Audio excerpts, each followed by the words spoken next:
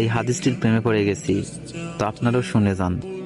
আপনি যখন নিজের ঘরে নীরবে কান্না করবেন, আল্লাহ তখন ফেরেশতাদের উদ্দেশ্য করে বলেন, কোন জিনিস আমার এই বান্দার চোখে পানি আনলো? ফেরেশতাগণ বলেন, আপনার বান্দা সুখে নেই, আপনার বান্দা অনেকদিন হাসেনি। এই বলে ফেরেশতাগণ কান্না করতে থাকেন এবং আল্লাহকে বলেন, হে আমার রব, আপনি তো জানেন আপনার এই বান্দার হৃদয়ে কি রয়েছে, অতএব আপনি তার জন্য সবকিছু সহজ করে দিন। আল্লাহ বলেন, আমার এই বান্দা এমন কিছু জীবন থেকে হারিয়ে ফেলেছে যে সে অধিক ভালোবেসেছিল। অতএব আল্লাহ বলেন, আমি শপথ করছি, আমার বান্দা যা তার জীবন থেকে হারিয়েছে তার চেয়ে উত্তম জিনিস আমি তাকে এনে দিব, যা দেখে দুনিয়া ও আখিরাতে সবাই বিস্মিত হবে।